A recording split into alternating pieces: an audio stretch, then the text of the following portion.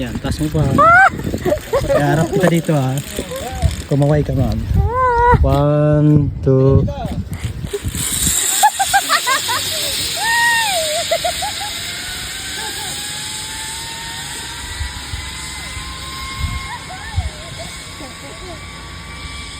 Hello guys! Wow! Ang tapang ni si Ma'am!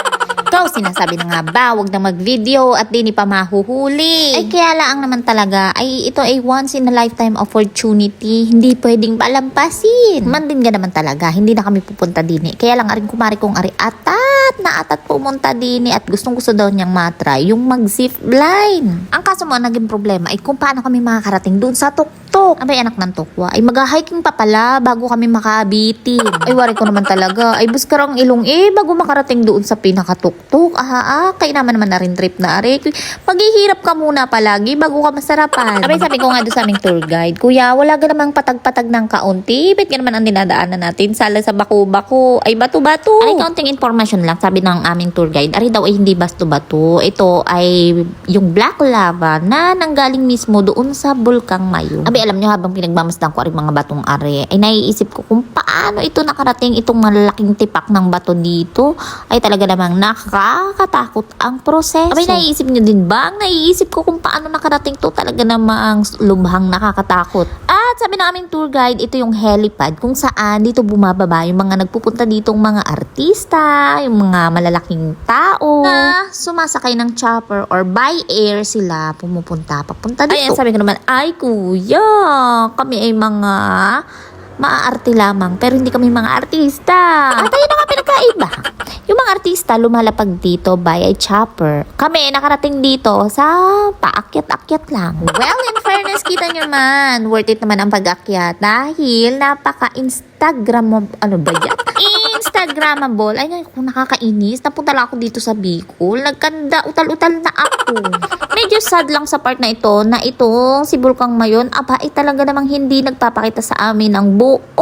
Lagi siyang may helmet. Ay, naku guys, sabi ko sa inyo, napakaganda talaga ng lugar na ito. Kung iisipin mo kung anong disaster ang nangyari before ito na-form as ganito kaganda. May biglang napaisip din naman ako, oo nga, may mga pagkakataong ang pangit-pangit ng mga nangyayari sa atin, sa ating buhay. Then afterwards, nare-realize natin, hindi naman siya talaga nagtatagal ng forever. Dahil sa bandang huli, makikita natin how this disaster make us strong, how these disasters lead us into a better life. Ay, ano ba yan? Napapa-English na sistema.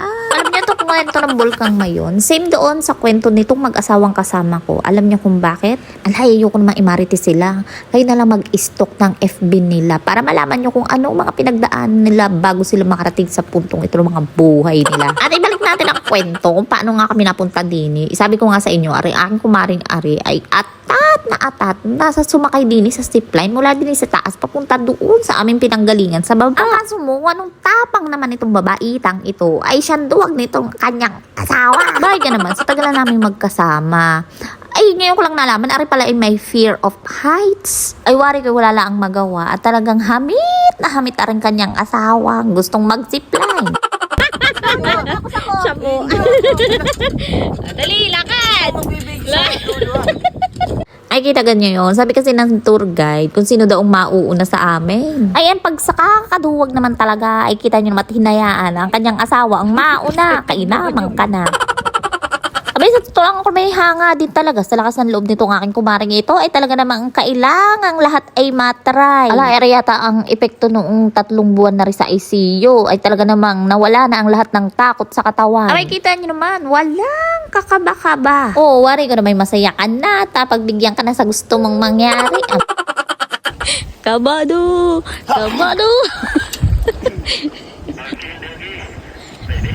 Hawakan mo itong...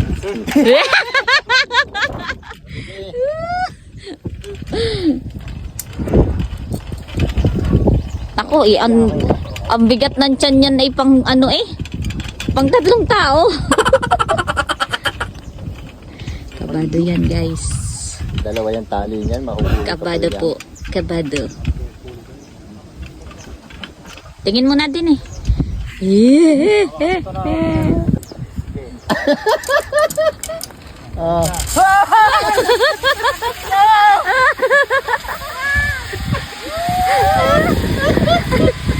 At syempre, may entry din si Mr. Sungit. At dahil siya nga ang last to fly, hindi ko na malaman kung arigay kinabahan o hindi. Paano ba naman, aray sa mga magkakasama namin, ito yung sinasabing sa barkada, ito yung mga nonchalant ba?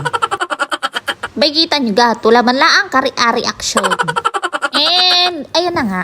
Ito yung update kay Mount Mayon, ay Bulkang Mayon pala. Hay, hanggang ngayon, hindi pa rin siya fully nagpapakita sa amin. Lagi siyang may helmet. Kita nyo?